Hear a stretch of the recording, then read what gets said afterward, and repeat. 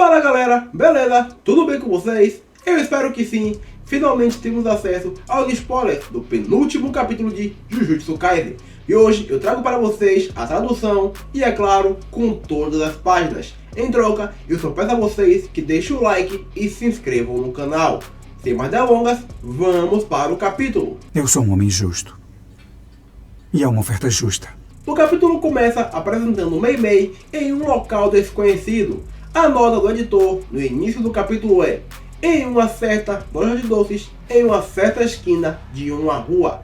Então, Mei Mei pergunta a uma velha o valor de alguma coisa. A cena volta para a academia de Jujutsu e vemos Maki gritando: Yuta, seu bastardo! Não pense que tudo é só pirulitos e arco-íris só porque você voltou ao seu antigo corpo.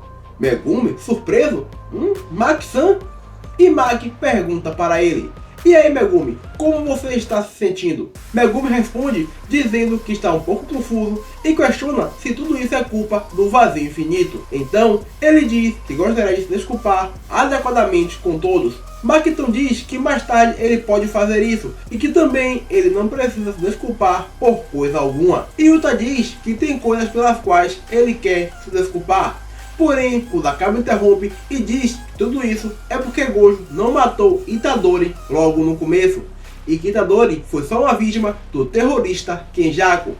Ele diz que era firmemente a favor da execução de Yuji, e é graças ao Yaga-san que ele está ali presente. Mas ele particularmente não acha que nenhum dos lados estavam errados. Todos eles tinham sua verdade, e essa verdade os levaram até aquele momento. E que as crianças não deveriam se preocupar nem um pouco e nem se sentirem culpados. Tudo isso é vergonha dos adultos. Superado isso, Yuji pergunta a Yuta como foi que ele sobreviveu e retornou ao seu corpo. Yuta diz que deve agradecer a Rika, porque quando ele foi para o corpo de Gojo, ele achou que o fato de Rika não ter ido com ele seria um problema, já que a conexão seria fragmentada. Porém, ela ficou o tempo todo usando a energia reversa em seu corpo, que já havia sido curado pela Ieri-san. E então, quando a técnica amaldiçoada de Kenjaku ficou exausta após o uso da expansão de domínio, ele ficou em um estado de animação suspensa.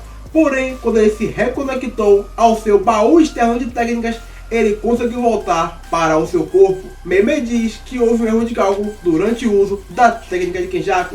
Mas também eles não devem se comparar a um feiticeiro que está aí há mais de 1000 anos. Maki se irrita e diz que se Yuta tivesse conduzido isso com mais seriedade, eles teriam vencido de uma maneira muito mais fácil. Maki diz que era ela quem deveria realizar o ataque surpresa em Kenjaku e que Yuta deveria usar a fala amaldiçoada junto com a espada do executor de Higuruma para acabar com Sukuna. Seria o melhor plano. Porém, a Oitodo a corrige e diz que na verdade ela não pode ser reconhecida pela técnica do Boogie-Woogie, e confiar de que Yuta conseguiria emboscar o Kenjaku sem a sua técnica seria muito arriscado. Além disso, Rika era muito importante para impedir que as maldições realizassem um massacre. E também o narrador explica que uma pessoa não pode usar a técnica da fala amaldiçoada mais de uma vez ao mesmo tempo. E por isso, enquanto o gravador não fosse utilizado, a técnica seria considerada em uso e então não poderia ser ativada mais uma vez. O Panda ainda acrescenta que só foi possível utilizar a técnica da fala amaldiçoada porque naquele momento o retorno era sobrevivível. Se ele tivesse usado essa técnica antes, quando o Sukuna estivesse se sentindo bem, o retorno iria matar Inumaki Togi. Higuruma também acrescenta que Sukuna estava apenas brincando com ele e poderia matá-lo a hora que quisesse. E é claro que se alguém como Yuta estivesse no campo de batalha, era óbvio que Sukuna iria fazer isso. Ele diz ainda que foi ele que decidiu isso, afinal era melhor usá-la dentro do domínio de Okotsu sem ninguém por perto para interferir, já que no seu domínio não é permitido nenhuma violência, então isso seria impossível. Porém, Kusakabe ela diz para ele que é bem assustador que um cara que é feiticeiro há apenas 2 meses tenha conseguido sobreviver a tudo isso. Deixando isso de lado, Maki agradece a Miguel e ao pessoal por ter vindo ajudar na luta contra Sukuna. Yuta havia dito que era uma possibilidade remota e ainda assim eles vieram. E Yuji então diz: as ferramentas amaldiçoadas de Okotsu Senpai me deixaram esconder os meus dedos.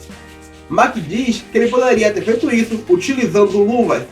E Yuji também diz que Okotsu Senpai atrapalhou Sukuna quando ele abriu o seu domínio pela segunda vez. Hakari agradece e diz que poder ficar de prontidão dentro de Rika foi realmente algo bem útil. Então eles não perderam tempo de lutar contra Sukuna após a derrota de Gojo, e eles separaram Sukuna de Uraumi bem rápido. Eles têm que agradecer a Yuta Okotsu. Todo também diz que existem muitas coisas pelas quais ele era o responsável, e que ele tentou tirar todos de dentro da expansão de Sukuna, porém ele não conseguiu retirar nem mesmo Yuji e nem o Shozo. Tiraram a pergunta se foi algum problema com o alcance da técnica, mas ele diz que na verdade, no centro do domínio de Sukuna, a energia amaldiçoada era tão densa que ele não conseguiu pegar nem Shozo e nem Yuji. Ino diz que Ui o salvou, mas que ele deveria ter salvo o Shozo.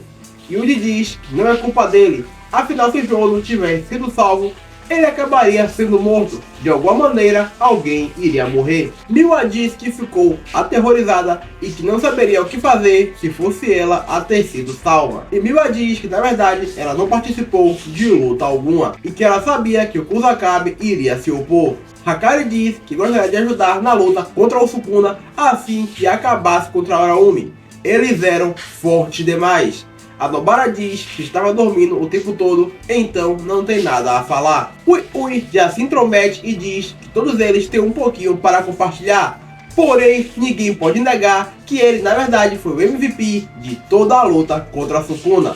O pessoal, é claro, se opõe à sua declaração, mas ele está todo cheio de si. Mei diz que a vida dela não é algo que pode ser trocado por dinheiro. Afinal, coisas que podem ser trocadas por dinheiro não têm tanto valor assim. Então, começa a explicação sobre o domínio simples. Eles dizem que há muito tempo a técnica secreta do domínio simples foi passada para apenas algumas pessoas. E é claro, para aprender essa técnica, você precisa se impor muitas restrições. São diversos votos vinculativos. Porém, não é um voto vinculativo tão simples. Um dos votos é que você não pode falar para ninguém quem é o líder do clã que tem o novo estilo das sombras. E também, somente o líder pode trocar as regras. Além disso, o líder do clã Shinin, que criou o novo estilo das sombras, fica sugando aos poucos o tempo de vida daqueles que têm o voto vinculativo. Ou seja, pode viver por muitos anos. E é aqui que está a sacada. Como Kusakabe agora é o novo líder do clã Shinin, ele simplesmente quebrou essa regra e também retirou a maldição da mortalidade. E o plano de Ui e Mei é criar uma escola da nova técnica das sombras e ensinar o domínio simples a todos os feiticeiros. É claro, isso não será de graça e ela pretende fazer muito dinheiro com isso. Então temos agora o flashback de Mei com aquela velha da primeira página do capítulo. Mei pergunta quanto e ela fala que é sobre a vida dela. A velha pergunta: por que estamos aqui? Você acha que eu sou a cabeça do clã? Então Mei diz: eu simplesmente perguntei a alguém que eu conheço e você também conhece. A velha diz que ninguém poderia saber. Então ela diz: eu só quero pegar alguns outros discípulos e erguê-los ao nível das 3 casas. A velha pergunta se ela pretende dominar todo o mundo Jujutsu. E então ela fica surpresa. Teng?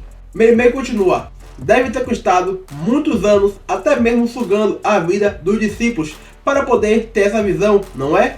A verdadeira grande ambição que o dinheiro não pode comprar. Mas quer saber?